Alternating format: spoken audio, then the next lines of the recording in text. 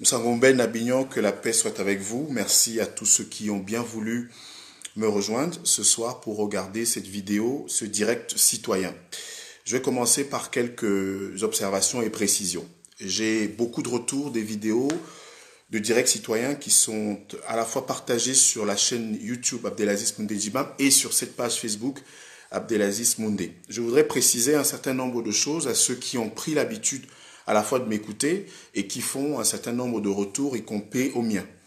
La première chose que je voudrais préciser concernant une éventuelle radicalisation de Abdelaziz Moundé Djibam, ma modeste personne, elle est très très claire. Je ne travaille pour personne. Je ne suis d'aucun parti politique. Je ne suis d'aucune officine politique au Cameroun. Ce qui est important pour moi, ce qui devrait être important pour nous, c'est le Cameroun et c'est l'Afrique. Comme je l'ai rappelé au cours d'un de mes précédents directs, si le gouvernement du Cameroun pose un acte dans le sens des Camerounais, nous serons les premiers à décrypter cet acte-là et à le porter à la connaissance des Camerounais pour dire en quoi il est important pour les Camerounais. Si un opposant politique au Cameroun, s'appelle Maurice Kamto. Je répète bien Maurice Kamto, K-A-M-T-O, pose un acte en sa qualité de leader politique. S'il est l'intermédiaire entre le gouvernement et le peuple, demande au président de la République Paul Biya, comme tous les présidents du monde, des 190 pays qui se sont exprimés devant leur peuple, eh bien je serai le relais principal de ce rôle-là. Si une famille politique au Cameroun, une association des Camerounais font une collecte pour aider des Camerounais dans le cadre de la lutte contre le Covid-19, je serai le premier à relayer. Autrement dit, le ministre de l'administration territoriale au Cameroun n'est pas le seul habilité à distribuer des dons aux Camerounais. Parce que à Penja, on a vu le maire de Penja en distribuer. À Fumban, on a vu le sultan roi des Bamoun et d'une fondation Dioya en distribuer. Sur toute l'étendue du territoire camerounais, des Camerounais distribuent des dons. Des Camerounais viennent au secours des autres. Les Camerounais sont là pour aider. C'est une période d'empathie, c'est une période de solidarité, c'est une période de dia-dia, c'est une période de cône, c'est une période où on se donne la main. Dans la langue Bamoun, on dit ndi po mentu, ndi mon po mentu minjab petit peu, c'est-à-dire que un doigt ne peut enlever la viande de la marmite. Les Camerounais ont besoin de se serrer les coudes, de se donner la main. Et le rappel que je faisais et que je tenais à faire aujourd'hui, c'est que ceux qui ne veulent pas se radicaliser parce qu'ils sont tranquilles dans leur coin, ceux qui ne veulent pas se radicaliser parce qu'ils sont dans le confort de leurs relations avec des ministres et des personnalités au Cameroun, ceux qui ne veulent pas se radicaliser doivent me laisser ainsi que ma famille tranquille. Je le répète, doivent me laisser ainsi que ma famille tranquille. J'assume la totalité de ce qui a été dit dans les vidéos en direct, les directs citoyens qui sont les miens. J'assume la totalité de ce que j'écris sur ma page Facebook, sur les sites et les journaux avec lesquels je collabore, les radios qui prennent le temps de m'appeler pour que je puisse évoquer, analyser les différentes prises de position qui sont les miennes sur ma page Facebook. Donc je tenais à le dire. Les Camerounais ont des patriotes et des imbéciles dans tous les camps. Comme l'a dit Bassek Bakobio, propos que je reprends pour les miens. Il n'y a pas de bons et de mauvais Camerounais décrétés par les uns et les autres.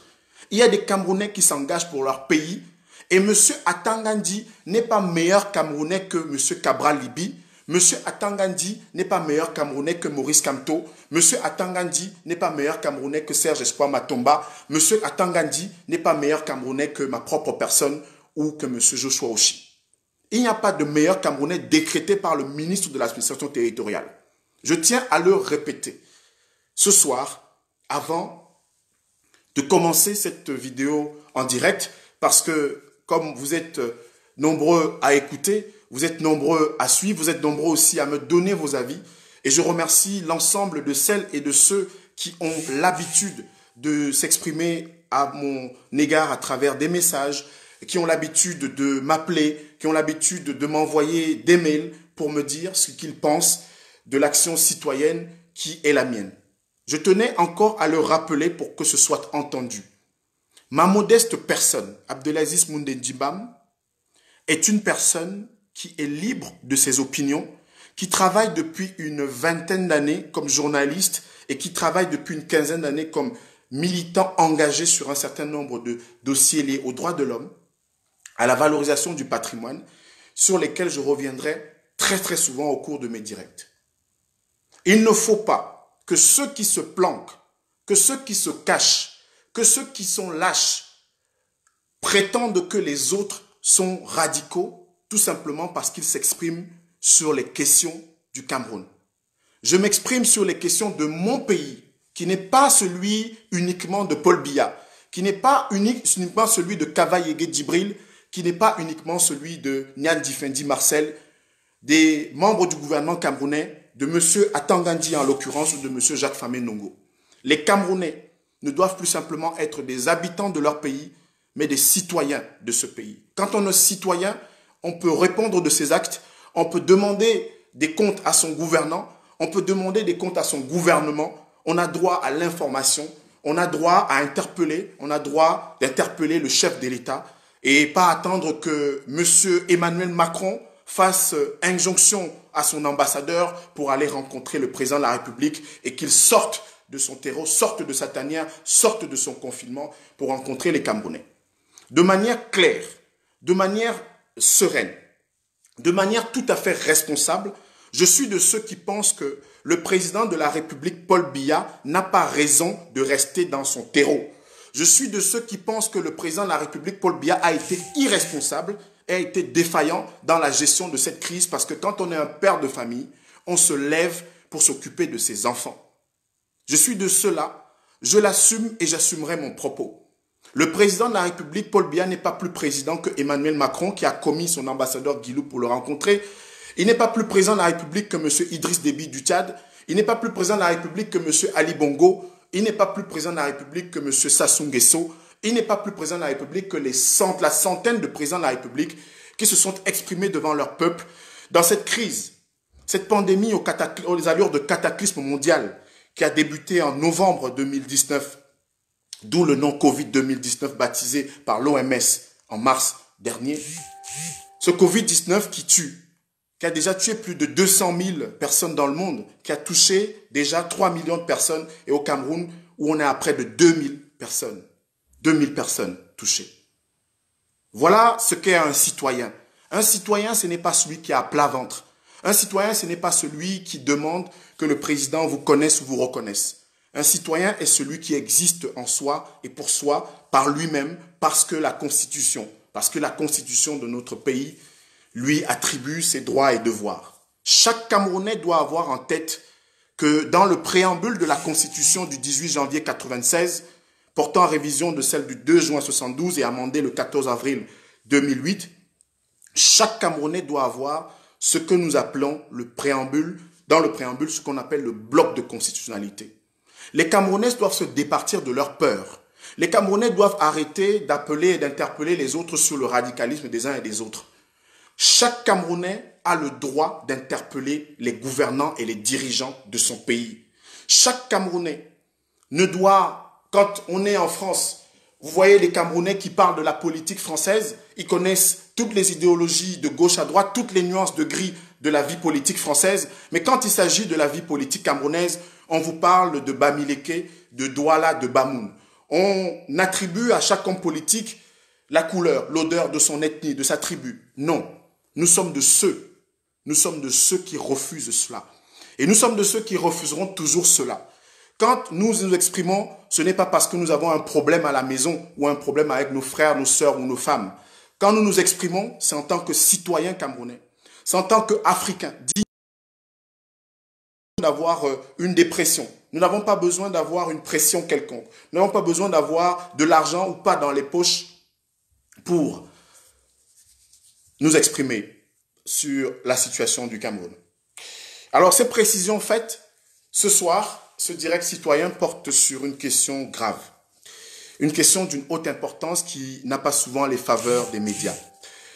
C'est l'exploitation forestière, la dégradation de nos forêts, le réchauffement et les changements climatiques qui sont causés par les abattages illégaux, l'exploitation illégale, l'exploitation anarchique, les ventes aux coupes qui sont opérées dans nos forêts du Cameroun. Je me fais le porte-parole, mes frères et sœurs, d'une population en détresse. Une population qui vit dans le littoral du Cameroun, dans une zone qui longe la bande côtière du Cameroun, une bande côtière qui, je le rappelle, fait 400 km. Sur cette bande côtière, il y a une forêt importante, une réserve de biosphère que l'Organisation mondiale de la forêt, Greenpeace, le WWF, une ONG internationale reconnue pour son rôle en matière de protection de l'environnement. Cette forêt, c'est la forêt d'Ebo, à côté de Yabassi, à côté de Yindi, dans le Nkam du Cameroun.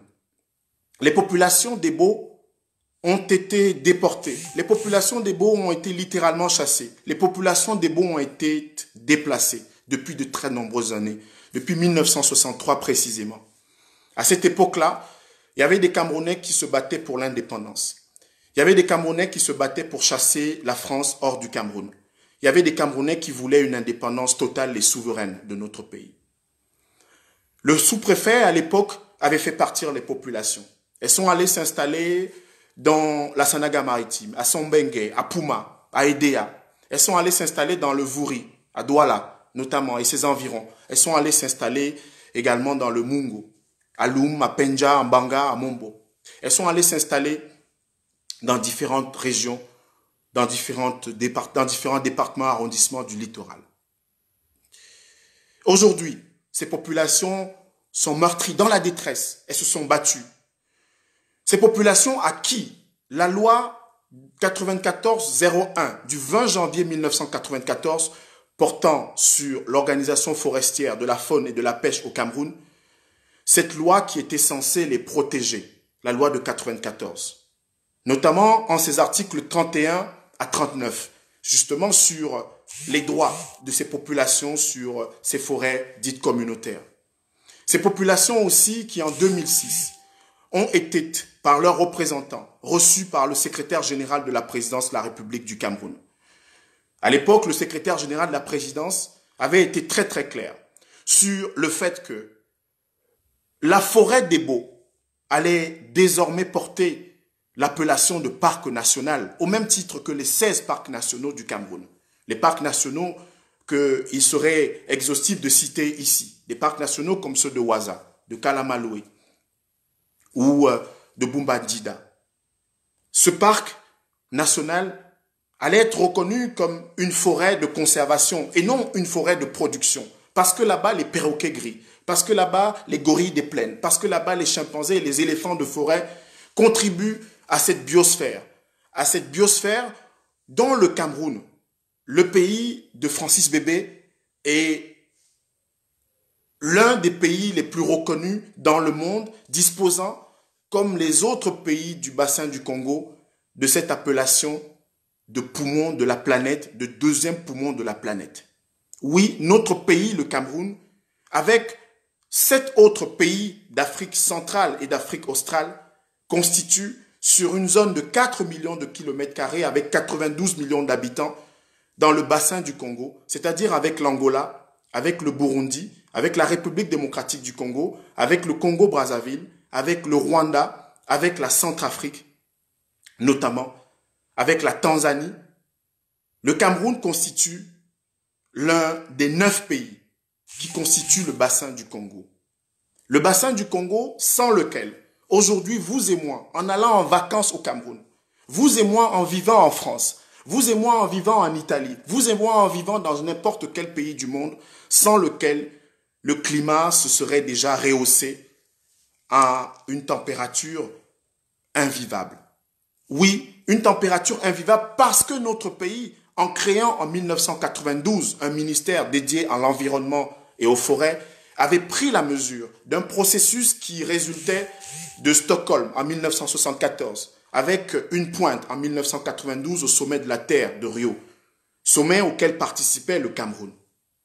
Et sommet à partir duquel un certain nombre de pays se sont mis à mettre en place des plans nationaux forestiers. Le plan national forestier du Cameroun, c'est 1993. Ce qui a débouché donc sur cette loi que j'ai citée tout à l'heure, la loi 94/01 du 20 janvier 1994. Ce plan national forestier, avec la mise en place du ministère de l'Environnement et des Forêts, dont le premier titulaire du poste était Bava Dingoer, a permis de baliser le pays. Ce pays dont l'Organisation mondiale des forêts avait évalué la superficie des forêts à 22 millions. Oui, 22 millions d'hectares. 22 millions d'hectares, c'est quasiment la moitié de la superficie du Cameroun. Les forêts couvrent près de 224 000 km² sur 475 000 km². Eh bien, en 1980, nous étions à 22 millions d'hectares. Mesdames, messieurs, mes frères et sœurs, à combien sommes-nous aujourd'hui? Nous sommes à moins de 17 millions d'hectares. Où sont passés les autres hectares? Monsieur Frambilla, à qui j'ai choisi de m'adresser aujourd'hui, puisqu'il est investi depuis l'année 2000 dans l'exploitation forestière au Cameroun. Votre entreprise, monsieur Frambilla, en juillet 2000, très exactement, a été attributaire de concessions d'exploitation forestière, les fameuses UFA. UFA, ce sont des unités forestières aménagées. Dans la loi de 1994, les UFA, dans leur article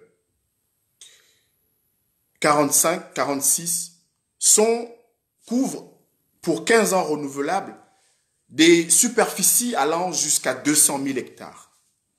Monsieur Frambilla, vous avez reçu, par la grâce de vos relations et de votre statut, ces concessions-là, ces 3 concessions. Et à l'époque, en 2000, cela avait fait grand bruit. Il y a exactement 20 ans.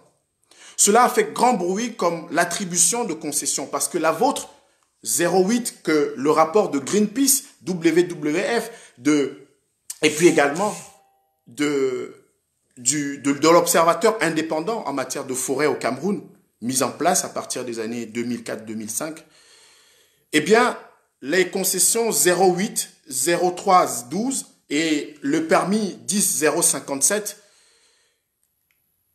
a été exploité au-delà de la zone, au-delà des zones qui avaient été attribuées. Au-delà des 2500 hectares qui avaient été attribués, 1800 autres hectares de forêt ont été exploités.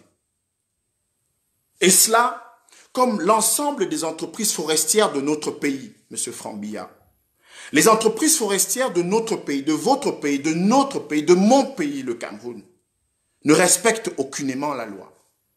Les entreprises forestières de mon pays, à Oué, dans la Damawa, passent et repassent avec des grumiers, passent et repassent avec des billes de forêt qu'ils ont obtenues par les autorisations de ramassage de bois, les ARB, ou les autorisations d'exploitation de bois, les AEB, qui sont attribuées par exemple à ceux qui ont exploité le bois sur les autoroutes Yaoundé-Douala en construction, ou l'ensemble des projets en construction au Cameroun. Vous le savez, vous savez de quoi je parle. Le général Asso, sait de quoi je parle. Le général Yakana sait de quoi je parle. Le général Semenge savent de quoi je parle. Ils savent de quoi je parle. Le ministre Sylvestre Naondoa, devenu aujourd'hui sénateur, vice-président du Sénat, il a été ministre de l'Environnement et des Forêts dans notre pays. Après Bava Dingoé, il y a eu Joseph Mbédé. Après Joseph Mbédé, c'était au tour de Sylvestre Naondoa qui a précédé un autre Camerounais digne, notamment Clarkson Biagnor. Monsieur Sylvestre Naondoa a connu cette période où, en juillet 2003, il a reçu une correspondance, monsieur Frambilla, de général Asso, qui lui disait qu'il ne faut pas attribuer des concessions dans la réserve du Dja, dans la zone de Djoum, dans ce fameux bassin du Congo, la réserve du Dja, Mes frères et sœurs, la réserve du Dja, c'est quoi pour l'humanité? Elle a été créée en 1950 et elle a été désignée par l'UNESCO comme patrimoine mondial de l'humanité. Elle a été inscrite par l'UNESCO sur la liste du patrimoine mondial de l'humanité. Et cette réserve du Dja recèle une biodiversité incroyable. Il y a des essences inconnues de la science. Il y a des essences qui profitent à des populations depuis des millénaires, depuis des siècles au Cameroun. Mais l'entreprise Sud Cameroun EVA, qui compte en son sein des dignitaires du régime camerounais, des généraux de l'armée camerounaise, a bénéficié d'une concession d'exploitation au sein de la réserve du Dja. Concession d'exploitation au sein de la réserve du Dja. Comment est-ce possible qu'une réserve de dimension mondiale, une réserve donc qui appartient à l'humanité pour la préservation, mes chers frères et sœurs, de notre santé. Parce que demain, après le Covid-19, les périls, les catastrophes viendront de ce réchauffement excessif du climat, de cette augmentation excessive du climat déterminée depuis 1988 par les experts du groupe des experts internationaux en matière de climat mis en place par l'Organisation des Nations Unies. Une application de ce qu'avait énoncé Stockholm en 1974 et qui précédait le sommet de la Terre de Rio de Janeiro en 1992 et le protocole 27 au Japon qui est entré en vigueur en juillet 2005 avec la Russie, la ratification de la Russie, qui devenait donc État partie, puisque c'est le jargon utilisé. Voilà donc une situation où dans notre pays, dans le pays d'Angèle Bernveng, une réserve qui a été attribuée, qui a été déterminée par l'UNESCO comme étant un patrimoine mondial de l'humanité qui devait être sanctuarisé. Le général Asso l'a écrit. Je parle devant un contemporain, le ministre Sylvain Naondoa, qui est sénateur aujourd'hui. Il peut démentir ou confirmer mes propos. En juillet 2003, il a reçu cette lettre du général Asso. Il voulait la concession 012. Aujourd'hui, Sud Cameroun qui exploite de l'EVA là-bas. On a dit que la réserve du Dja était menacée par le barrage de Mekine, était menacée par les braconniers, était menacée par ceux qui chassaient de l'éléphant, chassaient du gorille, chassaient des chimpanzés et ceux qui venaient exploiter de manière absolument sauvage la nature là-bas. Mais la réserve du Dja, comme la forêt des Beaux, mes frères et sœurs, les enfants des Beaux pleurent, les enfants des Beaux se meurent, les Lok Bakat, les Lok Den, à Iboti, là-bas, ils pleurent parce que la promesse qui leur avait été faite, qu'il y aurait un décret subséquent à leur rencontre avec le secrétaire général de la présidence en 2006, eh bien ce décret a été transformé par une attribution, un classement en février 2020 par le ministère de la Forêt et des Faunes de M. Jules Dorendogo, qui a remplacé Philippe Ngolengwese. Philippe Ngolengwese qui avait, dans un rapport en 2015, précisé de manière absolument solennelle que la forêt des Beaux serait, parce que les hommes, les femmes des Beaux, qui vivent comme l'ensemble de ces populations de Yabassi, de Yingi, de la Sanaga maritime et d'une grande partie d'une CAM, qui tirent leurs ressources de cette forêt, que la forêt des Beaux serait une forêt de conservation. Aujourd'hui, 150 000 hectares, c'est-à-dire à peu près 1% de notre forêt, vont être attribués à d'autres forestiers qui viendront piller le bois du Cameroun, qui viendront piller notre bois et qui ne vont pas respecter, M. Franck Biya, qui ne vont pas respecter la loi de 94. Oui, cette loi de 94 que vous connaissez très bien, puisque pour se lancer dans l'exploitation forestière, il faut connaître la loi. Que dit la loi de 94 en son article 71? La loi de 94 dit en son article 71, je vais le répéter, que à l'horizon 1999, c'est-à-dire 5 ans après, aucune bille de bois ne sortirait du Cameroun, monsieur Franck Biya. Aucune bille de bois. Aucune. C'est la loi qui le dit. Aujourd'hui, je vois monsieur Atangandi dans un zèle absolument ébouriffant poursuivre des Camerounais qui, dit-on, sont illégaux quand ils font un appel à la générosité publique. Je vois des Camerounais torturés parce qu'ils ont appelé à une manifestation comme M. Ibala. Je vois des Camerounais pour une pécadille être poursuivis. Mais M. Franck Biya, la loi de 94 disait aussi à chacun d'entre vous, à M. Mbamba, le sénateur Mbamba, Georges Mbamba, de la société MMG, à M.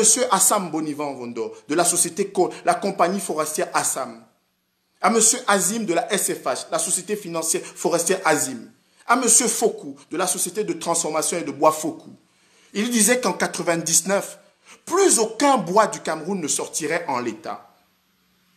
Je suis allé chez Rougier, je suis allé chez Dazim, je suis allé chez Somex, des entreprises françaises, des entreprises suisses et des entreprises belges qui sont des complices des forestiers camerounais, qui violent les accords de partenariat volontaire et ce qu'on a appelé la Forest Legal Enforcement, Transparency, Governance. Le Cameroun l'a signé. Et quand vous allez sur le site du ministère de la Forêt et des Faunes, après celui de l'Environnement et des Forêts, puisque le Cameroun, désormais, c'est le seul pays au monde qui a imaginé qu'on pouvait avoir un ministère de l'Environnement et des Forêts, ensuite avoir un ministère des Forêts et des Faunes et garder un ministère de l'Environnement pendant qu'on a un ministère de la Forêt et des Faunes. C'est le seul pays au monde.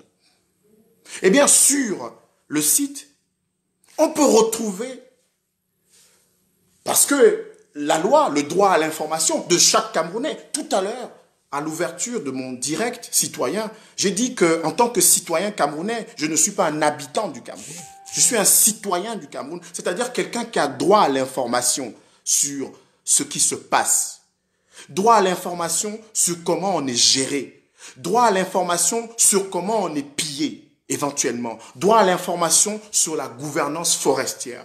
Parce que si le président Biya, votre père, le président de la République du Cameroun, le président du Gabon, le président du Congo, le président de Centrafrique, le président du Rwanda se sont retrouvés à Paris, aux côtés du président Sarkozy de France, en décembre 2009, sur le chemin de Copenhague, ce sommet qui était axé sur la protection des forêts, ce sommet aussi qui avait accentué le processus de réduction des effets de la déforestation et de la dégradation de nos forêts.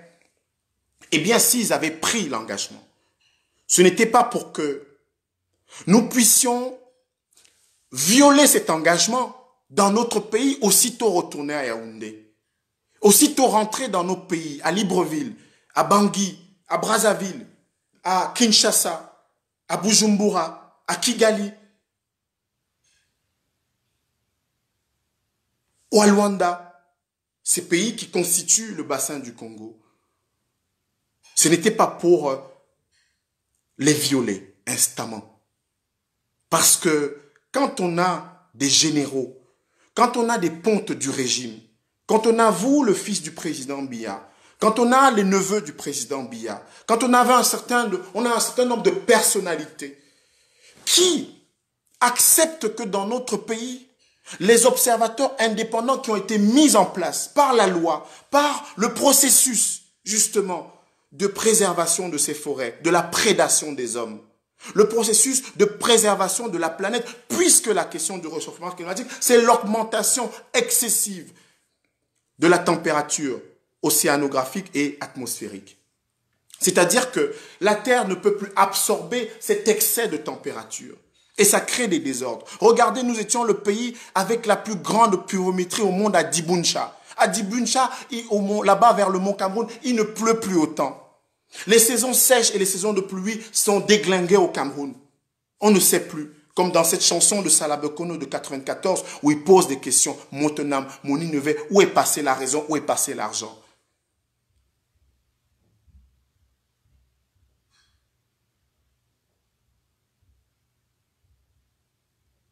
Nous avons dans notre pays la possibilité chaque jour de changer. Nous avons la possibilité chaque jour d'être un meilleur pays. Nous avons la possibilité chaque jour d'être un grand pays. Mais les contradictions qui sont les nôtres, les contradictions et les incohérences internes, ou ceux qui sont en charge, au premier chef, autour du président de la République, dans sa famille, de respecter la loi, d'appliquer la loi. Ce que je dis a fait l'objet de rapports. En 2000, en 2003, en 2005, M. Guifo du Centre pour l'environnement et le développement, M. Rébon Poix de Transparency International Cameroun, le Global Witness, qui est l'observateur indépendant au Cameroun, l'observateur indépendant au Cameroun en matière de forêt, de gestion durable des forêts. Savez-vous comment l'observateur indépendant travaille au Cameroun, mes frères et sœurs? L'observateur indépendant a besoin, pour se rendre sur le terrain, d'un ordre de mission du ministre dont il est chargé d'observer de façon indépendante l'action. Et pour que son rapport soit publié, il faut le quitus du ministre de la Forêt et des Faunes. Ce n'est pas possible. Ce n'est pas ça l'indépendance. L'indépendance, c'est que nous puissions avoir des personnes qui, par leur expertise, par leur engagement citoyen, puissent évaluer la manière dont nos pays, notamment nos forêts, notre forêt, c'est 17 millions d'hectares, moins de 17 millions aujourd'hui. 17 millions d'hectares, parce que la forêt au Cameroun, c'est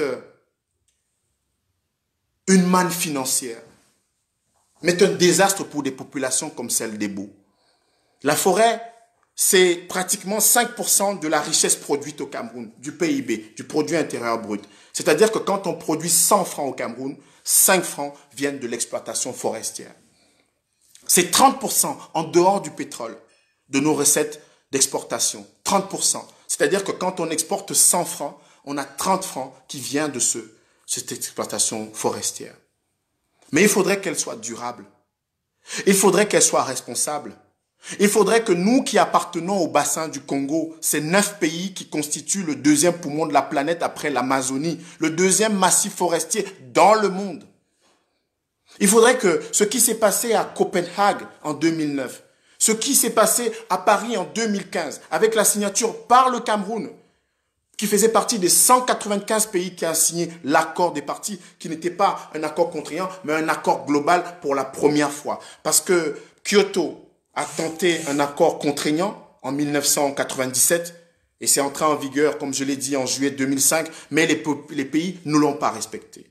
Dans notre pays qui s'était engagé, qui avait été exemplaire, était très exemplaire en 1992 en mettant en place un ministère de l'Environnement, très exemplaire en faisant un plan national forestier, mesdames et messieurs, mes frères et sœurs, en 1993, et une loi en janvier 1994, dont j'ai cité quelques articles importants et pertinents tout à l'heure.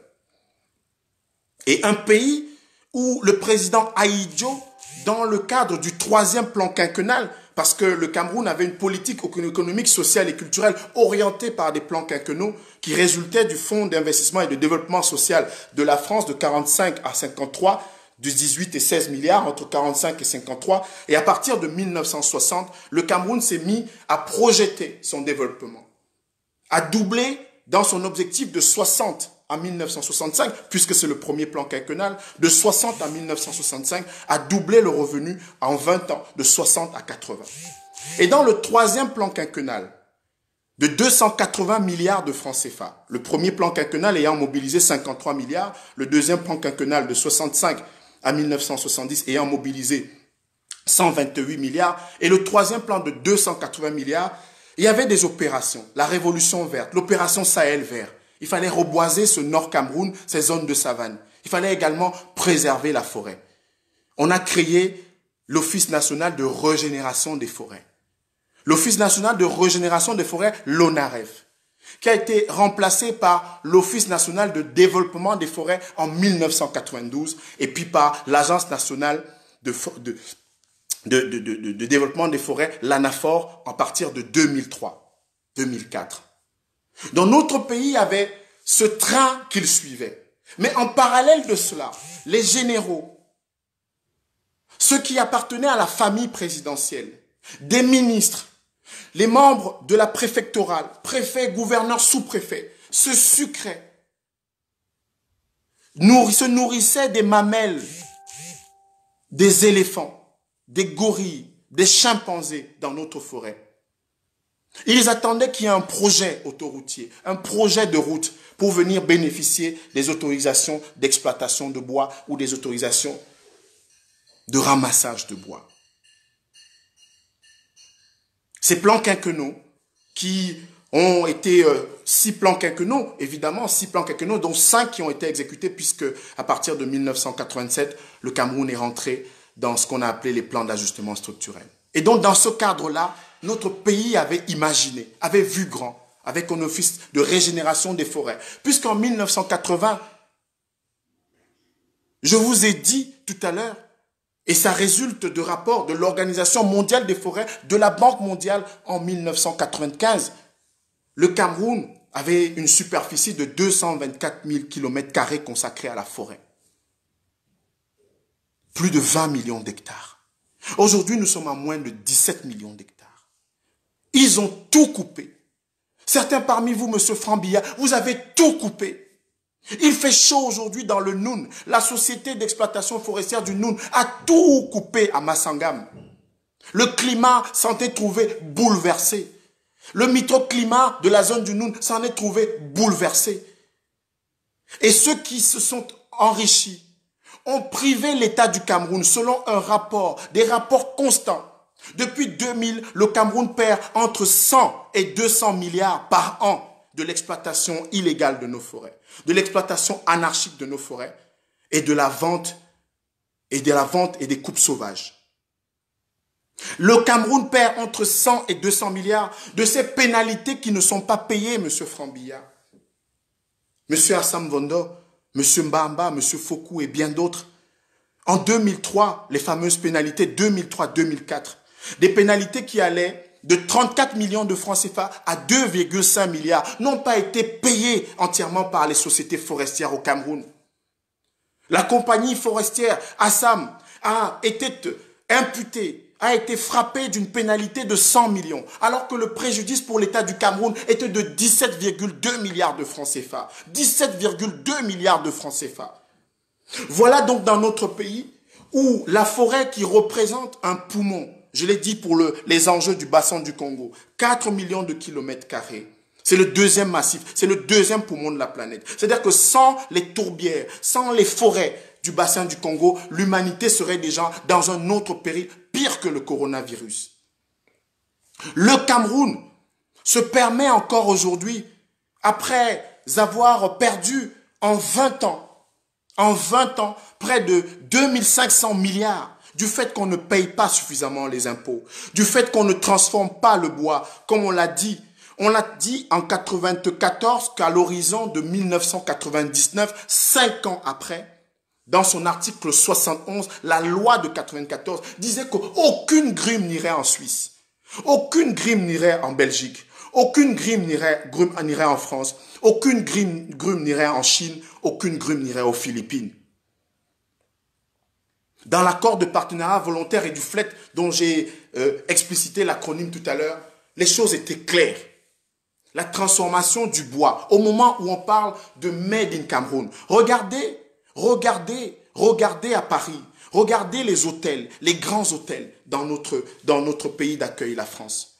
C'est le bois sapelli, l'ayous. L'ayous, c'est du bois blanc léger. Le sapelli, c'est du bois rouge dur. Ce sont des espèces parmi les plus prisées de l'industrie du bois. Ça vient du Cameroun, mesdames, messieurs.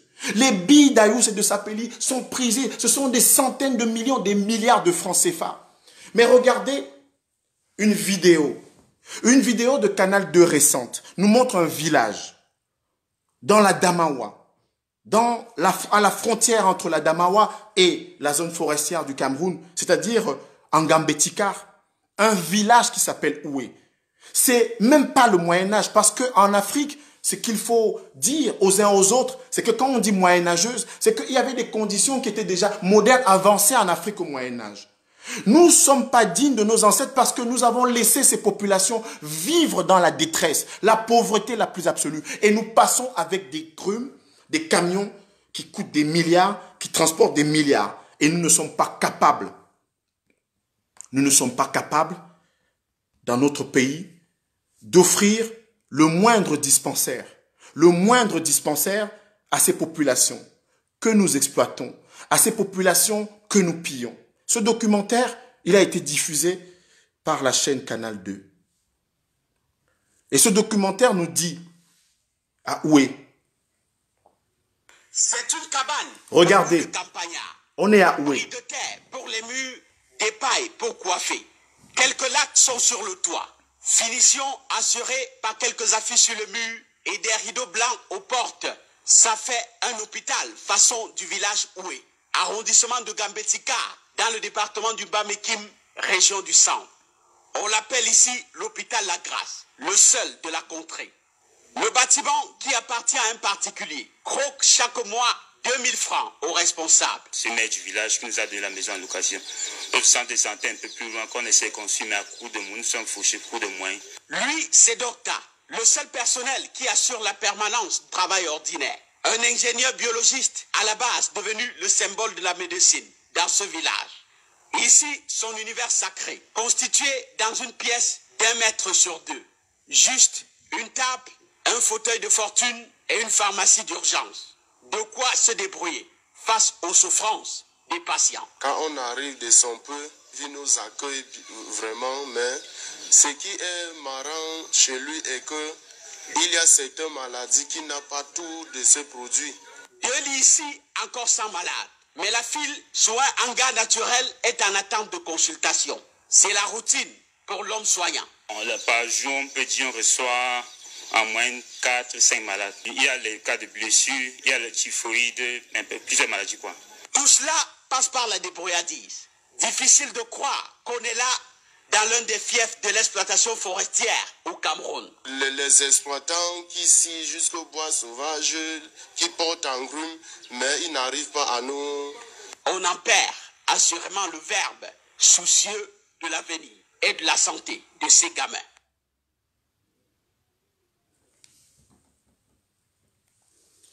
Ça se passe de commentaires, dira-t-on. Ça se passe de larmes, dira-t-on. Voilà, le plus important, c'était de montrer le contraste entre l'exploitation sauvage, le pillage de nos forêts et l'extrême détresse, la pauvreté de notre pays, des populations rurales de notre pays. C'était à Oué, c'est dans le Bas-Mekim, en Gambetika. Dans cet arrondissement, comme dans d'autres qui bordent l'exploitation forestière, qui bordent les camions, qui bordent le chemin qu'empruntent les camions, eh bien c'est la même situation dans notre pays. La même situation où demain, on va demander aux Camerounais de faire des dons. Et on va empêcher à des Camerounais de mobiliser, de faire appel à la générosité publique pour aider les compatriotes. Voilà, il ne s'agit pas simplement de Covid-19, parce que le Covid-19 ne doit pas cacher, ne doit pas être justement ce voile qui cache nos misères, qui cache nos incohérences, qui cache nos actes de corruption, qui cache notre malgouvernance, qui cache la manière dont les gens sont riches au Cameroun alors qu'on a des hôpitaux. Vous vous rendez compte? Et après, il y a des Camerounais qui nous disent que oui, on est radicaux, on est radicalisés au nom de quoi? Tout à l'heure, avant cette vidéo en direct, j'ai reçu beaucoup de messages à l'annonce de cette vidéo en direct. J'ai reçu la vidéo que je vais diffuser sur ma chaîne YouTube ce soir à 22 h. C'est un documentaire réalisé par Moïse Mbombo Ndiayou en 2016, c'était dans la forêt d'Ebo. Il est allé voir les populations là-bas. C'est un magnifique documentaire que je conseille à vous tous. Ce sera sur la chaîne Abdelaziz Moundendjimam. Je la diffuserai à 21 h tout à l'heure. Eh bien là, qu'est-ce qu'on voit? On voit des Camerounais qui ont appris à vivre avec la nature, en harmonie avec la nature. Ils ont créé là-bas un club des amis des gorilles. C'est-à-dire qu'ils n'ont pas attendu les Occidentaux, les Américains, les Français, les Anglais pour le faire. Ils ont été accompagnés tout de suite après par l'Ebo Research Project, justement pour que ce soit équilibré, pour que ces populations puissent tirer le meilleur des ressources de cette forêt communautaire, cette forêt qui procède de nos ancêtres. J'ai lu aussi un certain nombre d'observations concernant le fait que les richesses de nos différents pays, de nos différents terroirs, ne concerneraient que les personnes de ce terroir. Alors souvent, et ce qui est absolument insoutenable dans la manière dont des Camerounais de la diaspora raisonnent, c'est que quelqu'un qui vit en Allemagne, un Camerounais qui vit en Allemagne, c'est ce qu'on appelle le fédéralisme coopératif. Le fédéralisme coopératif, c'est quoi? Pour vous qui pensez que le demain, avec le fédéralisme, les Ekans vont rester chez eux avec leurs richesses, les Douala vont rester chez eux avec leurs richesses, les Bamoun vont rester chez eux avec leurs richesses, les Zaoussa ou les Peul ou les Manguissa vont rester chez eux avec leurs richesses.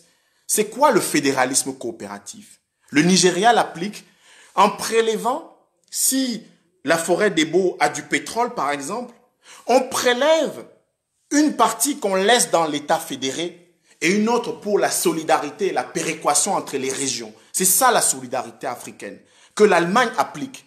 En Allemagne, les États s'équilibrent. La Bavière et le Bade-Württemberg, les ex-États de l'Allemagne de l'Est, ne sont pas à la traîne aujourd'hui parce que ce mécanisme de fédéralisme coopératif a été mis en place. C'est-à-dire que quand Abdelaziz Moundé Ndimbam s'exprime, ne le voyez pas comme un fils du Noun, un Bamoun qui s'occupe des affaires des Beaux, à Yingi, à Yabassi, des choses qui ne le concernent pas. Non. Tout ce qui est au Cameroun concerne chaque Camerounais. Chaque situation vécue par une population à Yingi, à Sombengue, à Lokbakat, à Pouma, concerne un Camerounais qui est à Massangam, à Kwaptamo. Chaque situation de détresse vécue par une population dans le Mbamekim doit concerner celui qui est dans le Faro et Déo. Chaque situation qui se passe de manière absolument insoutenable comme ce que vivent les populations de Yingi doit préoccuper celui qui est à Boné-Poupa. C'est cela un pays. Un pays, c'est pas des Bantoustans. Un pays, c'est pas des raciocinations. Un pays, c'est pas des écarrissements comme ça où on est chacun à l'étroit. Un pays, c'est de la coopération, c'est de la solidarité, c'est de la péréquation. C'est d'ailleurs pour ça que quand on a créé au Cameroun en 1974 le fonds d'équipement et d'intervention intercommunale, on était dans cette logique de péréquation. C'est-à-dire que on prend de l'argent, ce qu'on appelle les centimes additionnels communaux. C'est 10% de chaque taxe. Impôt sur les sociétés, impôt sur les revenus des personnes physiques et autres impôts. Et là, le FECOM redistribue à une commune qui veut construire son hôtel de ville ou un marché. C'est cela un pays solidaire. C'est cela un pays où la citoyenneté est agissante. C'est cela le pays dont nous rêvons parce que ce pays a existé dans ses prolégomènes, parce que ce pays a existé dans le cerveau d'un certain nombre de ses fils, parce que précisément ce pays est celui où, quand des généraux de l'armée, quand des pontes du régime, quand des officiers de la police, des commissaires divisionnaires, des préfets, des sous-préfets, des gouverneurs bénéficient de l'essence, des essences de notre forêt sans traduire concrètement dans le développement, eh bien, nous serons et nous sommes. Nous devons être chacune et chacun les sentinelles.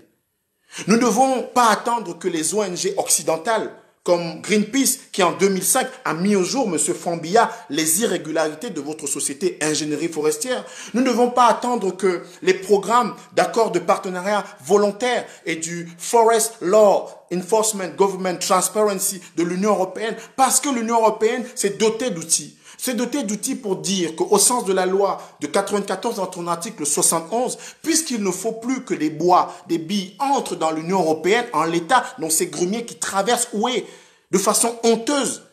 Comment peut-on traverser une population qui est si pauvre avec du bois qui coûte 2 millions de francs, avec 10 camions qui viennent tous les jours chercher et repartir 20 millions de francs CFA, qui traversent une zone où les gens n'ont pas 2000 francs pour se soigner. Comment cela a été possible dans notre pays?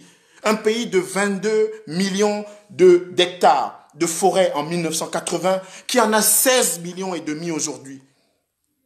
Où sont passés les autres hectares? Sur 224 000 km², sur 475 000 km², notre pays en compte 224 000.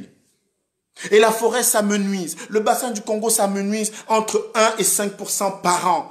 Dans 10 ans, il y aura une partie des 4 billions de kilomètres carrés du bassin du Congo qui auront disparu. Et entre-temps, les comptes en banque à Monaco, les comptes en banque en Suisse, les comptes en banque aux îles Caïmans, les comptes en banque en France, les comptes en banque en Europe seront garnis.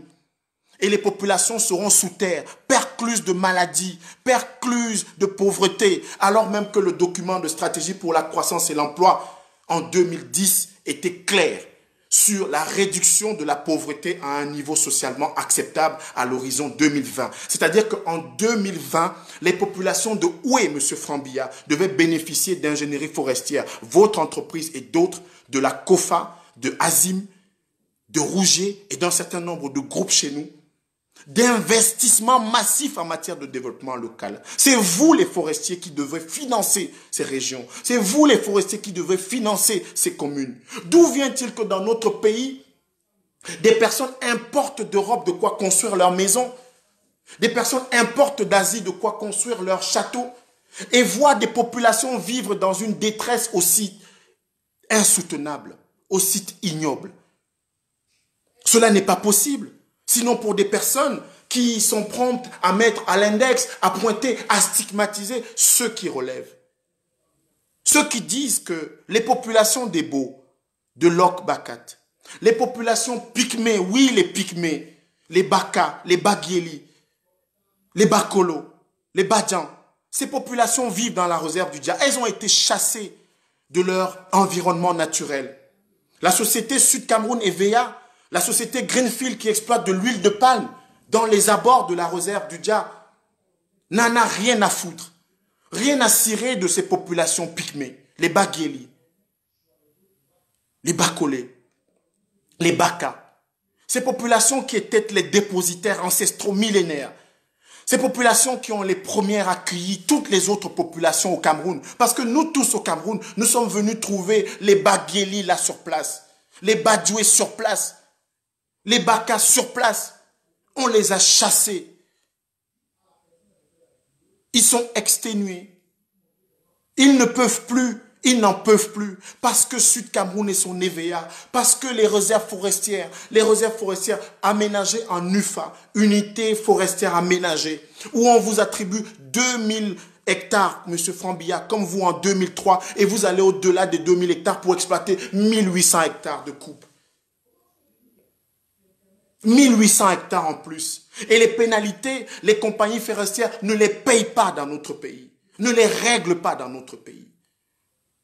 Et voilà, on va nous demander à des Camerounais de la diaspora, on va demander à des Camerounais de l'intérieur de faire des Orange Money, des Mobile Money, pour aider des populations qui voient tous les jours des grumiers passer. 3,5 millions de mètres cubes exportés qui sortent du Cameroun, qui sont exploités de la forêt. 3,5 millions de mètres cubes. Et si vous vous demandez les retombées pour le budget de l'État, elles sont infiniment faibles. Parce que le pétrole, oui, le pétrole existe, mais cette forêt, on avait pensé deux choses avec la forêt. Tout à l'heure, je vous ai parlé des plans quinquennaux, de ce qu'ils ont permis à notre pays de faire ça, de faire. Je vous ai parlé également d'un certain nombre de dispositifs qui procédaient de l'adhésion du Cameroun à un certain nombre d'instruments internationaux en matière de protection de la forêt, en matière de lutte contre le réchauffement climatique et de ces changements climatiques. La poussière, le bruit, la fureur, l'arrogance de ceux qui possèdent sur les routes du Cameroun. Notre pays a 77 000 kilomètres de linéaire routier, 50 000 kilomètres aménagés, tout au moins recensés comme tels. Mais notre pays n'a à moins de 10% de la surface de ce linéaire qui est bitumé. Moins de 10%. C'est-à-dire qu'il n'y a pas 4 000 kilomètres de bitume au Cameroun. On a pensé qu'à l'horizon 2020, on serait entre 5 et 6 000, voire 10 000 kilomètres. Mais ces entreprises ne contribuent en rien. C'est-à-dire que vous avez 50 000 kilomètres de route, vous avez 4 000 environ, 3 500 à 4 000 qui sont goudronnés, moins de 10% de ce linéaire classé sur les 77 000 globales. Vous avez des pistes rurales qui ne sont entretenues nullement par ces entreprises forestières. Nullement par ces entreprises forestières.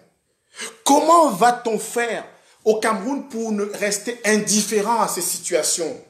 Comment on fait pour être Camerounais et être tranquille dans le confort de son canapé?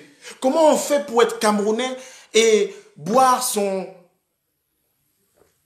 eau, j'allais dire son vin, pour 1 milliard à la présidence en fin d'année et être tranquille pendant que à Oué, pendant que dans la Damawa, pendant que dans le Mbamekim, pendant que à la réserve du Dja, à côté de Vomeka, pendant que demain, 200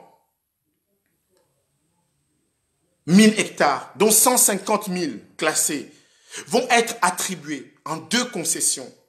Parce que de manière classique au Cameroun, selon la loi de 94, pour bénéficier de l'exploitation forestière, pour s'y investir tout au moins, il y a 2 procédés.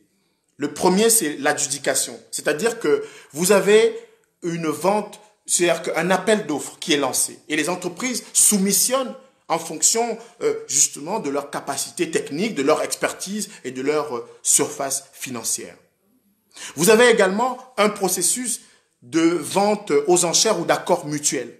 Vous venez, vous connaissez le ministre, vous connaissez le délégué régional des forêts et de la faune, vous avez des relations avec un général d'armée. Oui, des relations avec un général d'armée avec des pontes, M. Frambilla.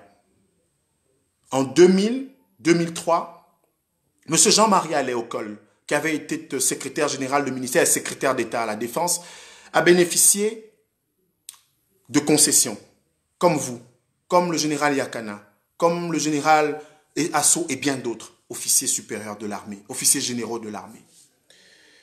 Eh bien, fort heureusement, ces concessions ont été annulées. Et elles ont été annulées pourquoi? Vous le savez, M. Frambilla et bien d'autres exploitants forestiers. Parce qu'il y avait des Camerounais qui ont commencé à s'intéresser à cette question. Il y avait des Camerounais qui ont commencé à dire non. Il y avait des Camerounais qui ont commencé à pétitionner. Il y avait des Camerounais qui sont allés en prison à Yabassi, qui sont allés en prison à Pendja, qui sont allés en prison à Yaoundé, qui sont allés en prison à Douala. Oui, des Camerounais qui ont sacrifié leur vie parce qu'ils dénonçaient les ventes de coupe. Oui, les ventes de coupe. Ils dénonçaient les écrans. Vous avez un ponte, un général, un fils de ministre, de président ou que sais-je encore, qui a une licence d'exploitation et qui en sous-main l'attribue à une compagnie française. Ou vous avez quelqu'un qui a une licence d'exploitation, mais celui qui a le nom n'est pas celui qui exploite. Il est juste celui à qui on donne, on paye des royalties. Voilà les réalités de l'exploitation forestière au Cameroun. Les réalités de l'exploitation forestière au Cameroun, c'est que les forestiers sont milliardaires et le Cameroun est pauvre. Les réalités de l'exploitation forestière au Cameroun, c'est que de 2000 à 2020, l'État a perdu entre 100 et 200 milliards puisque les pénalités qui sont appliquées ne sont pas payées.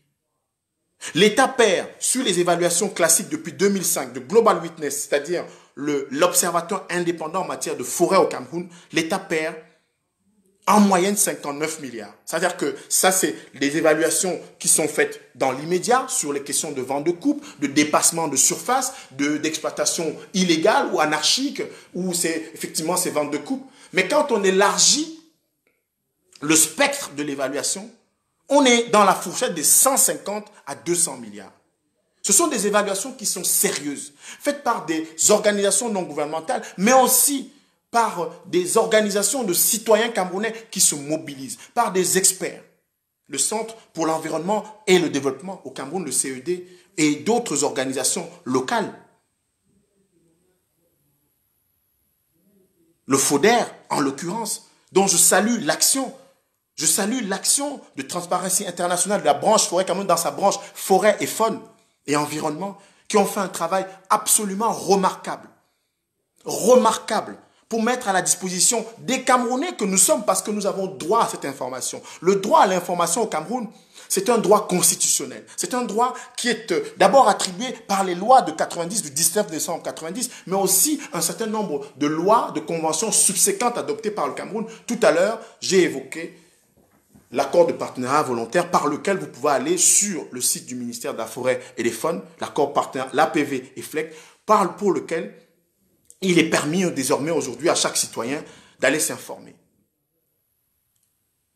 Et c'est pour ça, Et c'est pour cette raison que la citoyenneté que nous exprimons en tant que journalistes, oui, en tant que citoyens, et que dans cette investigation, comme celle qui est menée par l'Investigation Environment Association, ces investigations citoyennes, elles servent à quoi?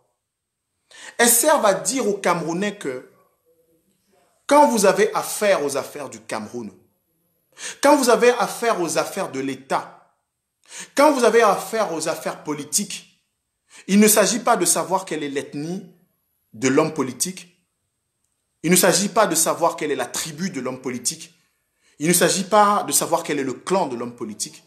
Mais il s'agit de savoir quelles sont les idées de l'homme politique pour le Cameroun, pour le bien-être des populations, pour les questions de réduction des effets de la déforestation et de la dégradation de nos forêts. Que pensent les hommes politiques camerounais? Que pense l'État et que fait l'État du Cameroun? Monsieur Jules Doré-Ndongo est ministre de la Forêt et des Faunes. Je l'ai vu, monsieur Jules Doré-Ndongo, faire une levée des fonds dans le cadre de sa section RDPC locale pour accompagner les populations locales en matière de Covid-19. Oui, monsieur Jules Doré-Ndongo, vous avez raison. Oui, monsieur Jules Doré-Ndongo, vous êtes un citoyen. Oui, monsieur Jules Doré-Ndongo, vous devez le faire. Mais monsieur Jules Doré-Ndongo, votre travail, c'est quoi? Votre travail principal, c'est que l'argent que vous avez donné dans le cadre de votre parti, le RDPC, que vous refusez à d'autres partis au Cameroun, l'argent que vous avez donné aux populations de votre département, aux populations de votre village, aux populations de votre arrondissement, de votre département, cet argent doit venir de l'exploitation forestière, de la pénalisation de ceux qui pillent nos forêts. Autrement dit, monsieur Jules Doré-Ndongo, si le Cameroun récupérait les 100 milliards perdus dans le vent de l'exploitation sauvage de nos forêts, eh bien, on aurait pris à bras le corps la crise du Covid-19. On aurait construit des hôpitaux. Monsieur Jules Doré-Ndongo, monsieur Franck Biya, vous savez de quoi je parle? Parce que ceux qui s'intéressent aux affaires publiques dans notre pays, ceux qui sont sérieux, parce qu'au Cameroun, il faut enfin qu'on soit sérieux. À titre personnel, chaque fois qu'un Camerounais vient me parler de l'ethnie de M. Kamto, de M. Libi ou de M. Biya, je ne les conduis pas, je ne l'écoute pas. Mais quand il me parle des idées politiques, quand il me parle des projets, quand il me parle du pedigree, quand il me parle des livres qui ont été écrits par des hommes politiques, eh bien je l'écoute. Pour dire quoi? Pour dire ceci. M. Jules Doré-Ndongo, entre 2000, je l'ai rappelé tout à l'heure, et 2020, le Cameroun a perdu entre 2000 et 2500 milliards de francs CFA en 20 ans, avec une moyenne de 100 à 150 milliards par an, évaporés, comme ça dans la nature. Cet argent correspond à quoi, M. Malachi Manaouda, dont je salue l'action? M. Malachi, ministre de la Santé, M. Jules Doré-Ndongo, ministre des Faunes et des Forêts, M. Franck Biya, exploitant forestier, 2500 milliards, c'est exactement 1800 milliards, plus quelques milliards, budgétisés, prévus pour la mise en place de la couverture maladie universelle dans votre pays, dans notre pays, dans mon pays, le Cameroun. C'est-à-dire qu'aujourd'hui, M. Manaouchi ne se contenterait pas de tweets. M. Mekulu Vondo, directeur général de la CNPS, ne se contenterait pas de faire des réflexions autrement intéressantes sur l'après-Covid-19, mais on aura au Cameroun des Camerounais qui se soignent, des Camerounais qui bénéficient à la fois d'un système de santé amélioré, moderne, où les 2255 centres de santé au Cameroun ne le sont pas uniquement sur les papiers, mais dans l'effectivité des services qu'elles offrent aux populations. Voilà ce qu'on attend de vous, principalement. C'est-à-dire que le volontarisme, la sympathie de M. Manaouchi Manaouda, qui plaît aux Camerounais, c'est quelque chose de très bien. Il faudrait qu'il y ait des ministres qui donnent l'impulsion. Des ministres qui fassent croire que la fonction ministérielle est en même temps en mesure de faire changer et de bouger les choses. M. Malachi Manaouda le fait très bien, cher docteur. Mais ce que vous devez faire encore plus, c'est quoi? C'est qu'au niveau interministériel, de la coordination, parce qu'il n'y a pas de conseil de ministres au Cameroun, malheureusement, et que les conseils de cabinet ont la faiblesse du Premier ministre, donc des faiblesses et des tares congénitales de la question du Premier ministre au Cameroun, puisque son pendant, le secrétaire général à la présidence, dispose d'autrement plus de pouvoir que lui, eh bien, on aurait dans notre pays des gens qui diraient que, au lieu de faire systématiquement des dons, au lieu d'empester les Camerounais, de nous emmerder tout le temps avec les histoires de dons du chef de l'État, dans quel pays le président fait des dons? Où le président trouve-t-il des milliards pour faire des dons? Quel est le salaire du président Biya? Est-ce que le président Biya en 1996 a eu la présence d'esprit de déclarer ses biens? Et à travers la loi de 2014 qui précisait les conditions de la déclaration des biens, est-ce que M. Biya nous a déclaré ses biens pour que M. Atangandi nous dise qu'il fait des dons de 2 milliards? Ou est-ce que le président de la République au Cameroun prend 2 milliards pour faire des dons? Mais non, c'est l'argent public, M. Atangandi. C'est l'argent public. Donc c'est notre argent. C'est l'argent de chaque Camerounais. Ce n'est pas l'argent du président Biya. Le président Biya ne peut pas faire de dons de ce qui est l'argent collectif. Ce n'est pas possible. Et donc, par conséquent, sur cette séquence de l'hémorragie financière qui procède de l'exploitation illégale, anarchique et sauvage de nos forêts, des ventes à la coupe complètement absurdes, eh bien, 2500 milliards. Au lieu qu'on soit toujours en train de demander à notre diaspora, à des Camerounais d'aller construire des forages au village, aller faire des tables bancs, eh bien, on aurait l'argent pour faire cela. Et que ce qu'une association, ce qu'une élite fait, c'est en complément. Ce n'est pas le fondement. Parce qu'aujourd'hui, la générosité, la charité, la solidarité des Camerounais vis-à-vis de la diaspora, vis-à-vis du Cameroun, c'est le fondement. Parfois, vous voyez des associations qui s'investissent et on se dit, mais si elles n'avaient pas été là, il n'y aurait pas d'école dans certaines parties de notre pays. Il n'y aurait pas de centre de santé dans certaines parties de notre pays. Il n'y aurait rien dans certaines parties de notre pays si les Camerounais n'étaient pas là. Mais pourtant, M. Franck Biya, entre 2000 et 2020, vous avez bénéficié avec tous les exploitants forestiers de milliers de milliards qui n'ont pas été reversés dans les trésors, les comptes publics. Vous avez bénéficié de cela.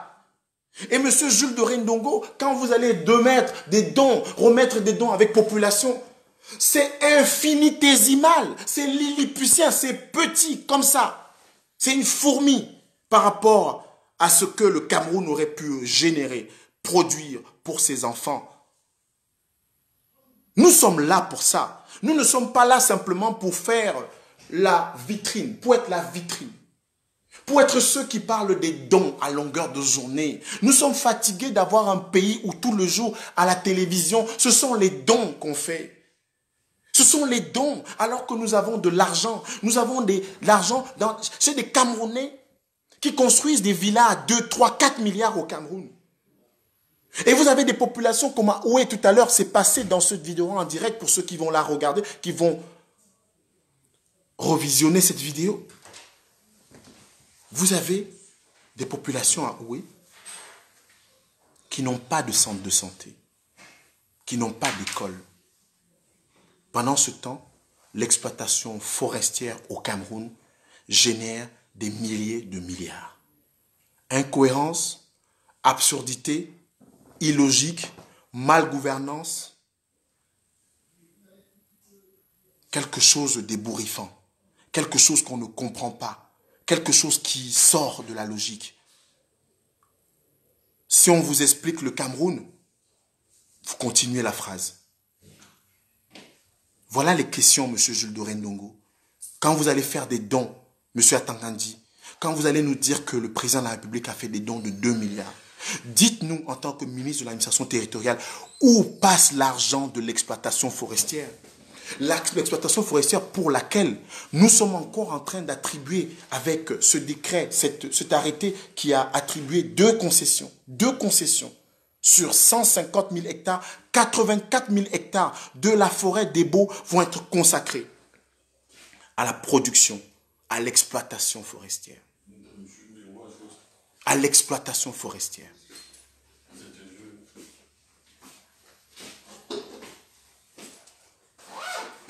Voilà le cadre, voilà les enjeux, voilà les défis auxquels notre pays, le Cameroun, est confronté.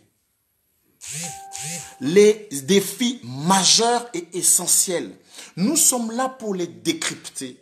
Les Camerounais qui sont vigilants, les Camerounais qui sont lucides, traitent au fond des affaires de l'État, traitent au fond donc des affaires collectives. Aucune chose qui concerne l'État ne doit être étranger à l'oreille, aux yeux, au nez, à la bouche d'un Camerounais. Aucune. C'est ça la citoyenneté. Où on vous sort de la sujétion, de l'assujettissement, de la plaventrisme, de la zombification. C'est cela. C'est de dire à un dirigeant, à M. Jules Doré Ndongo, ministre de la Forêt et des Fonds, au secrétaire d'État à la gendarmerie, au ministre de l'administration territoriale, au ministre des Finances, donc de la Direction générale des impôts, c'est que l'APV, l'accord de partenariat volontaire, pour lequel chaque Camerounais a droit à l'information, que sur cet APV, qu'on nous dise où va l'argent de l'exploitation forestière. Où va cet argent qui ne profite pas aux populations locales? Où va cet argent pour lequel nos frères et sœurs d'Ebo, là-bas à côté de Yingi, de Yabassi, qui se sont disséminés depuis 1963, au moment où en 2006, on attendait un décret, eh bien en 2020, le 4 février, c'est un arrêté du ministre des Forêts et des Faunes qui attribue sur 84 000 hectares d'une superficie totale de 150 000, soit 1% de nos terres, de notre superficie foncière, à des nouveaux pilleurs, à de nouveaux bandits, à de nouvelles personnes qui vont venir piller les forêts, qui étaient une forêt de conservation, donc qui devait devenir le 17e parc national du Cameroun, parce qu'il y en a 16. La forêt des Beaux sera une forêt encore à la merci, donnée cadeau Ndjor à des pilleurs qui ne vont rien produire pour notre pays, ni aménager, ni augmenter le linéaire de bitume des 50 000 kilomètres de linéaire de routes du Cameroun, des routes classées, ni contribuer à travers des centres de santé à améliorer notre système de santé, ni contribuer à travers des écoles à améliorer la qualité de nos équipements scolaires, ni contribuer à travers des emplois à donner des emplois conséquents aux populations. Voilà les enjeux. Les enjeux, ce n'est pas de transformer les Camerounais en population qui attendent des dons, en mendiants, en des populations qui sont toujours en train d'organiser des cérémonies pour dire merci, mais des populations qui bénéficient des droits qui sont les leurs. Les droits des populations, c'est la loi de 94/01 du 20 janvier 94 sur la politique forestière et en matière de faune et de pêche au Cameroun. C'est la politique nationale forestière déterminée en 1993. Ce sont les attributions du ministère de l'Environnement et des Forêts, créé en 1992. C'est l'adoption par le Cameroun d'un certain nombre d'instruments internationaux. 92 au sommet de la Rio, sommet de Rio à Rio de Janeiro, sommet de la Terre à Rio de Janeiro. 97, le protocole de Kyoto, la convention cadre des Nations Unies en matière de lutte contre le changement climatique, contre le réchauffement climatique. C'est les accords subséquents, notamment ceux de 2015, dit l'accord de Paris, signé par 195 pays. Ils sont explicites, notamment ceux de Copenhague en 2009, où notre pays s'est engagé, au même titre que les pays qui constituent le bassin du Congo. Tout à l'heure, j'ai dit que le bassin du Congo était éminemment important. Le bassin du Congo, c'est 4 millions de kilomètres carrés. C'est plus de 95 millions de population. C'est l'Angola, c'est le Burundi, c'est le Cameroun, c'est les deux Congos, c'est le Rwanda, c'est la Zambie, c'est la Tanzanie et c'est la République centrafricaine. C'est le deuxième poumon de la planète. Sans ce bassin du Congo, l'Amazonie, sans l'Amazonie et le bassin du Congo, on serait mort. On serait mort.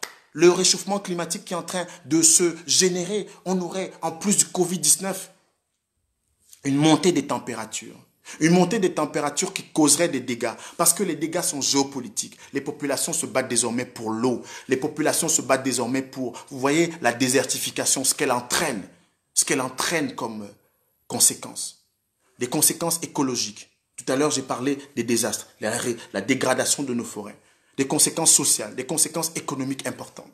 Pendant ce temps, M. Franck Biya, on a M. Assam Vondor, M. Rougier, M. les généraux de l'armée bénéficiaires de concessions d'unités forestières aménagées, M. les pontes du régime qui bénéficient d'exploitations en sous-main. On a des gens qui sont devenus des milliardaires du bois, mais des bois du sang, des bois de la honte. Parce que quand on voit Oué, quand on voit des Camerounais qui invectivent les autres en disant « Oui, Paul Biya, encore 100 ans », oui, invectivent les autres en les pointant pour leur ethnie, en les pointant parce qu'un leader politique camerounais a osé demander au président Biya qu'est-ce qu'il fait dans sa tanière au lieu de venir comme les 190 présidents dans le monde qui s'occupent de leur peuple en matière de Covid-19. N'ayez pas peur. Les Camerounais qui n'ont pas peur sont mes amis, sont mes frères, sont mes sœurs.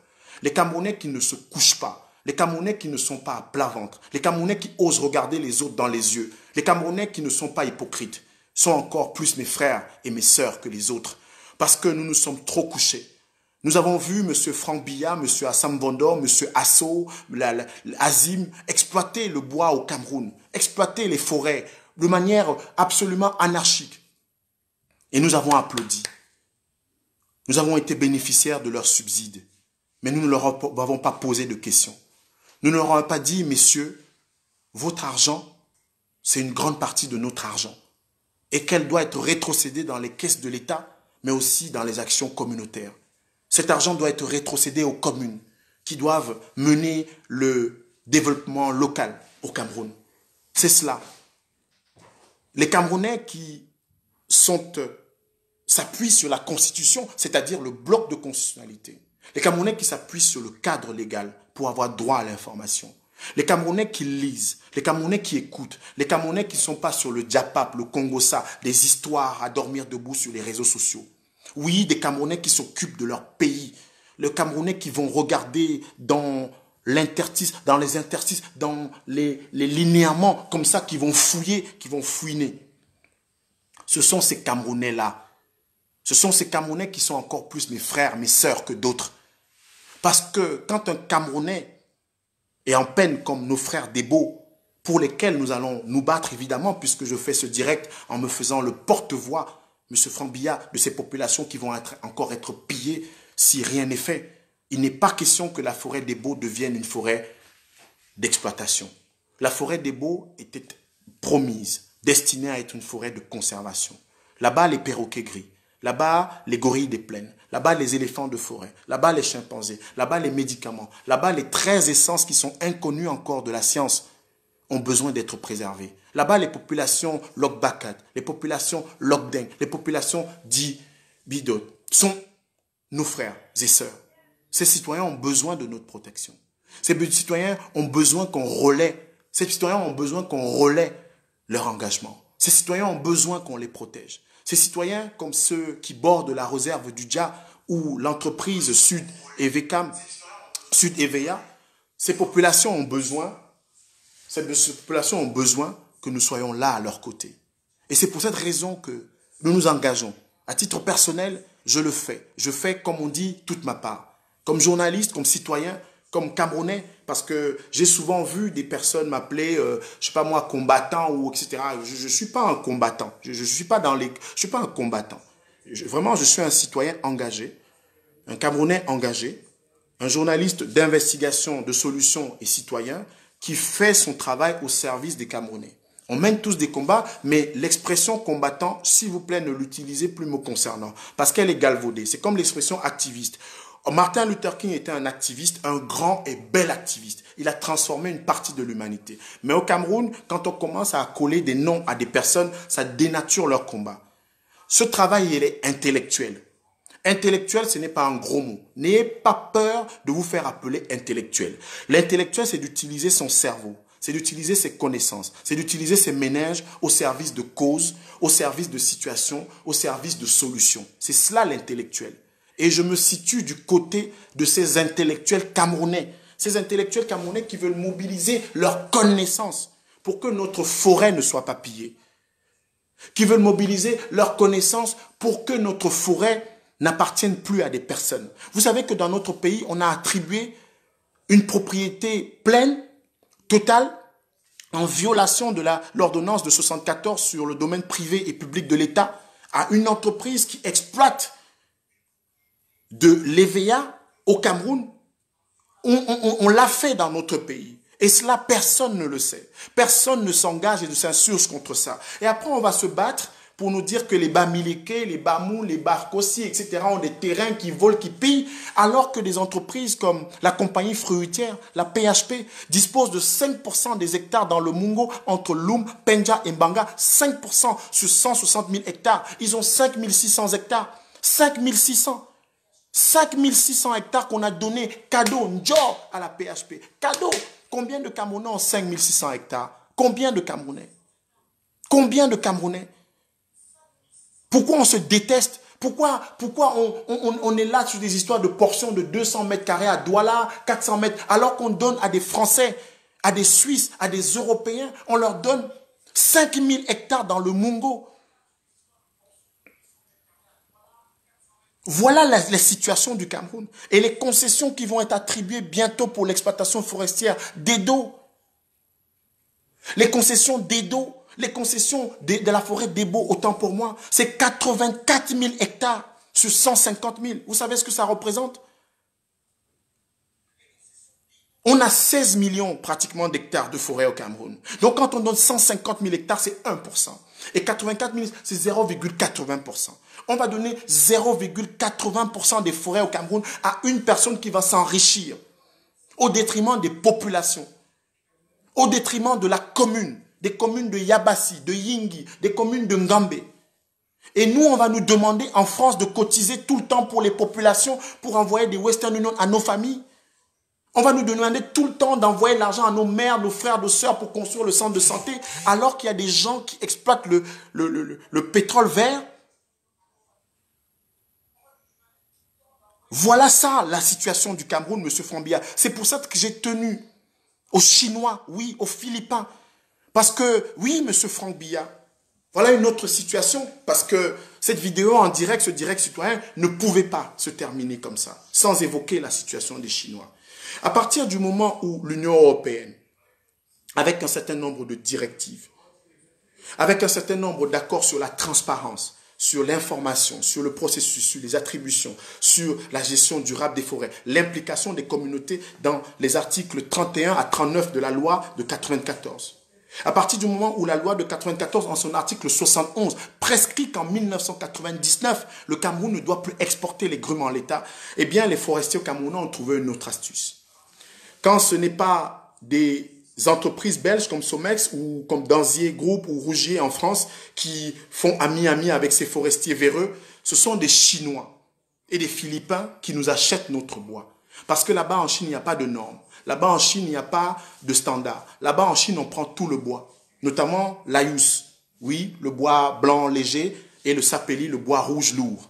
Ils prennent tout, ils prennent ses essences. Parce que la Chine, c'est la première puissance en matière de pharmacopée, de médecine traditionnelle dans le monde.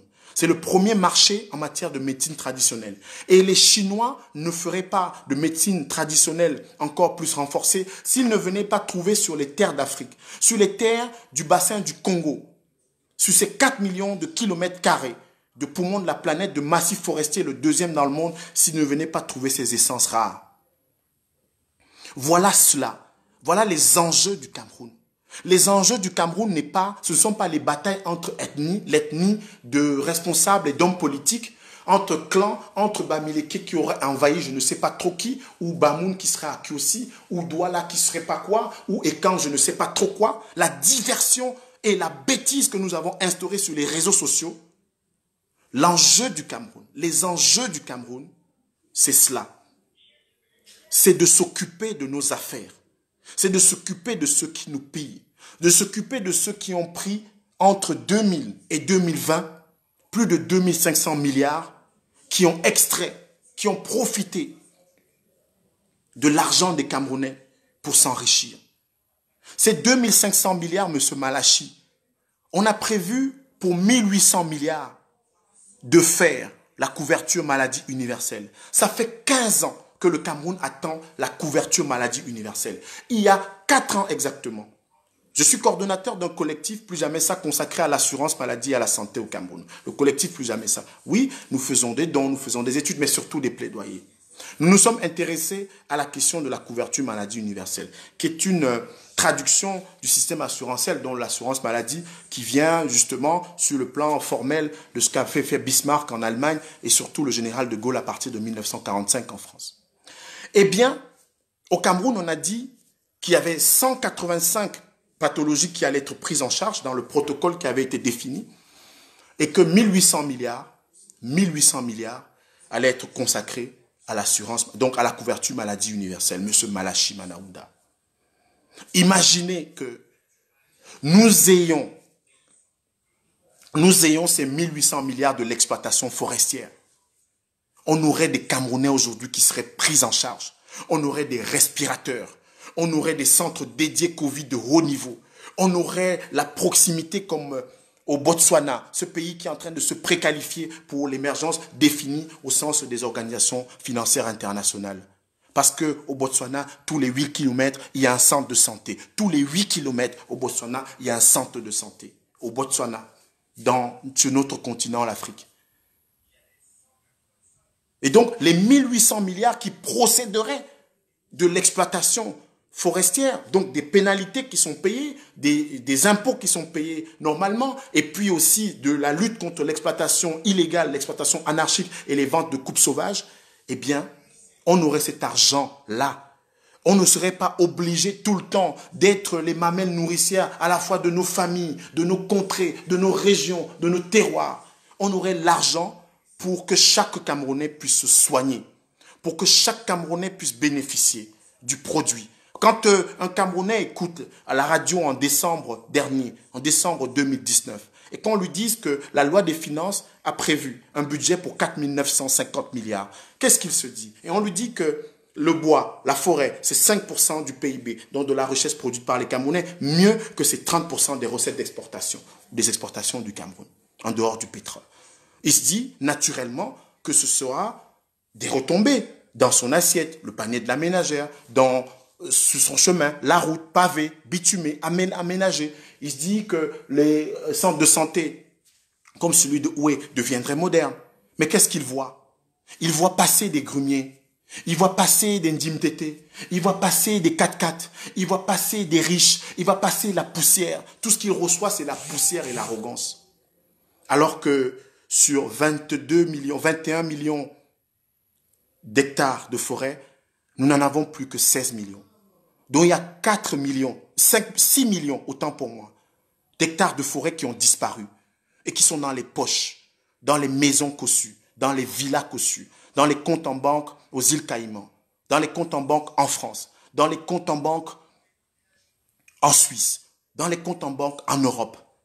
Voilà où est parti l'argent de cette exploitation. Et rien dans les poches des Camerounais.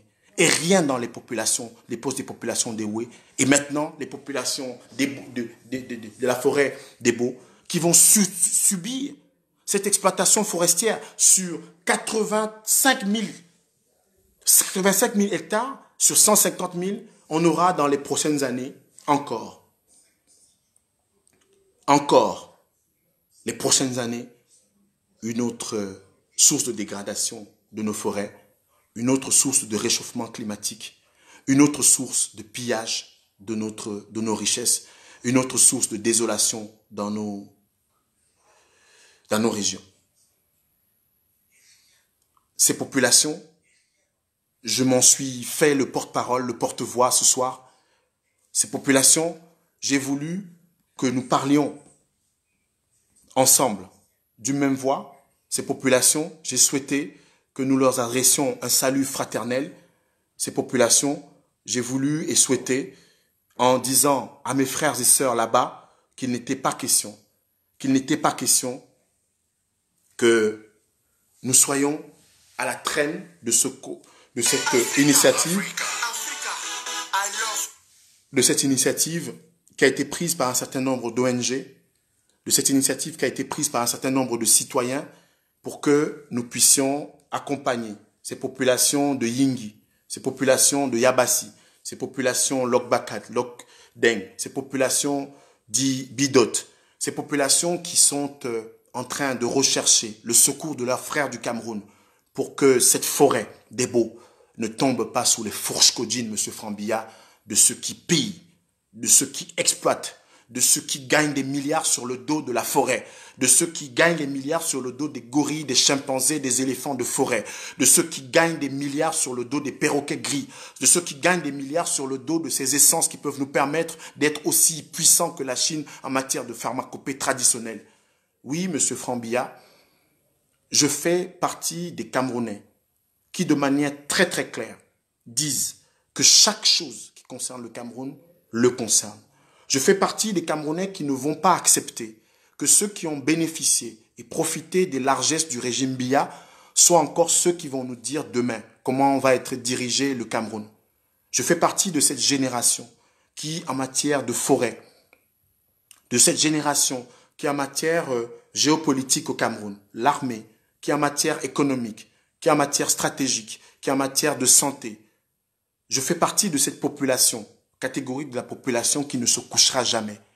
Chaque fois qu'on me dira qu'un exploitant forestier, chaque fois qu'on me dira qu'un exploitant forestier au Cameroun a pillé, a exploité de façon illégale, de façon anarchique, de façon sauvage nos forêts, eh bien je me lèverai de mon lit. Moussango Mouben Abignon, que la paix soit avec vous. Je remercie tous ceux qui ont pris le temps de regarder ce direct. Je remercie tous ceux qui peuvent signer la pétition sur la forêt des Beaux, qui doit rester une forêt communautaire, une forêt de conservation.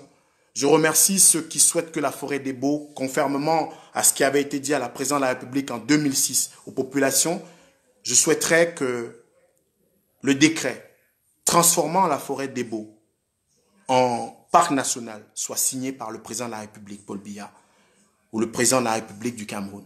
Tout simplement pour que ce soit le 17e parc national du Cameroun.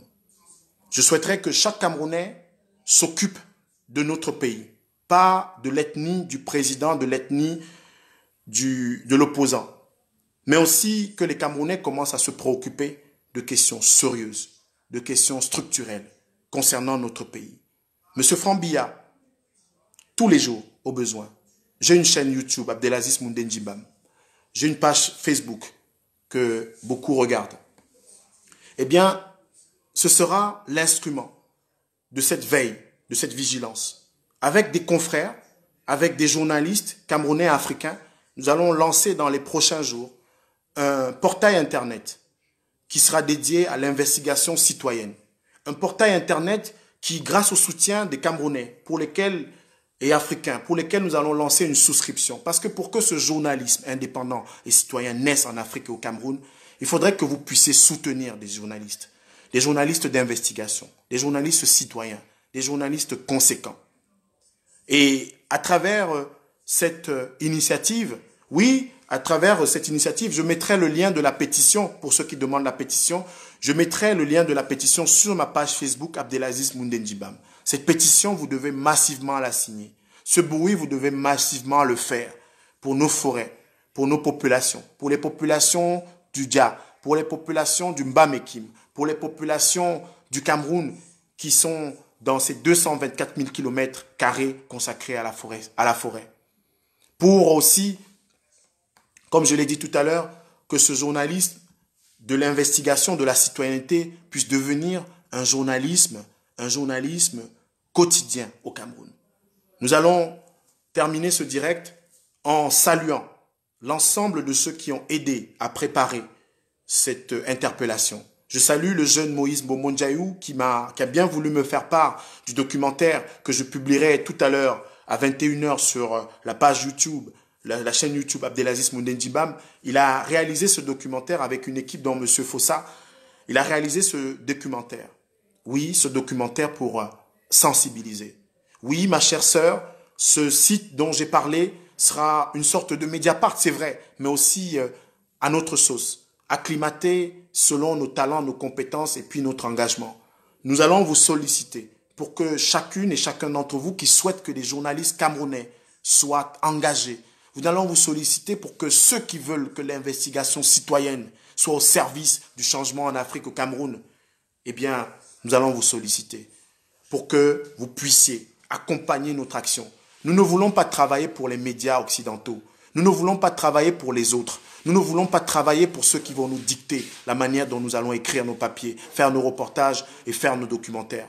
Nous voulons travailler pour nos continents, notre continent et notre pays, le Cameroun. Et pour cela, nous avons besoin d'être accompagnés. Le journalisme indépendant, ça doit être accompagné en Afrique, ça doit être accompagné au Cameroun. Les likes, c'est bien, mais nous avons besoin aussi du soutien de ceux qui vont s'abonner à ce portail-là, ceux qui vont souscrire pour que nous soyons véritablement indépendants et que nous puissions continuer ce travail.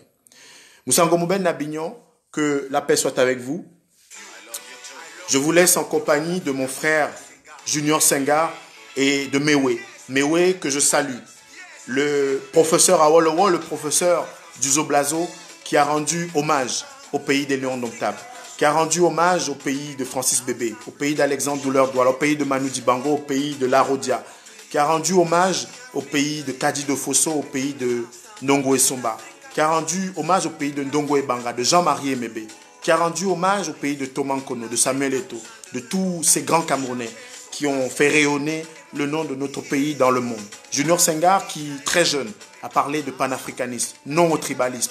Junior Senghar qui s'était levé pour que Douala Mangabel, pour que Kunta Kinte, pour que le nom de Moumie résonne. Oui. La main dans la main, dia dia, comme on dit à Douala, c'est ce que chante Mewe et puis Junior Senghar. Merci à vous, Moussa Ngomouben Nabignon, que la paix soit avec vous.